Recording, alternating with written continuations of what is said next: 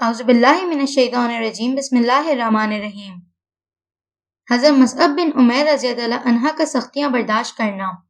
حضرت محمد عبدری اپنے والد سے نقل کرتے ہیں کہ حضرت مصعب بن عمیر رضی اللہ عنہ مکہ کے سب سے زیادہ خوبصورت، نوجوان اور بھرپور جوانی والے انسان تھے، اور مکہ کے جوانوں میں سے ان کے سر کے بال سب سے زیادہ عمدہ تھے۔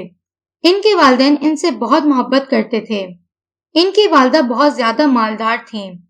وہ ان کو سب سے زیادہ خوبصورت اور سب سے زیادہ باریک کپڑا پہناتی تھیں، اور یہ مکہ والوں میں سے سب سے زیادہ عطر استعمال کرتے تھے، اور حضرت موت کے بنے ہوئے خاص جوتے پہنتے تھے۔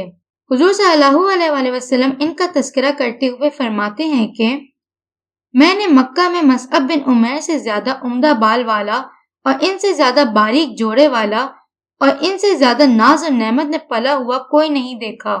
ان کو یہ خبر پہنچی کہ رسول اللہ صلی اللہ علیہ وآلہ وسلم دارالارقم بن ابی الارقم میں اسلام کی دعوت دے رہے ہیں۔ یہ حضور صلی اللہ علیہ وآلہ وسلم کی خدمت میں حاضر ہو کر مسلمان ہو گئے، اور انہوں نے حضور صلی اللہ علیہ وآلہ وسلم کی تصدیق کی۔ وہاں سے باہر آئے تو اپنی والدہ اور قوم کے ڈر سے اپنے اسلام کو چھپائے رکھا، اور چھپ چھپ کر حضور صلی اللہ علیہ وآلہ وسلم کی خدمت میں آتے جاتے رہتے۔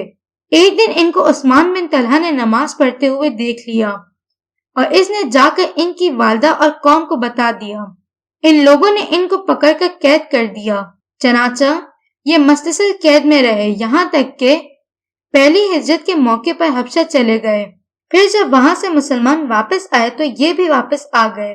واپسی میں ان کا حال بالکل بدلا ہوا تھا، بڑی خستہ حالت تھی۔ وہ ناز و نعمت کا اثر ختم ہو چکا تھا۔ یہ دیکھ کر ان کی والدہ نے ان کو برا بھلا کہنا اور ملامت کرنا چھوڑ دیا۔ صدق اللہ العظیم۔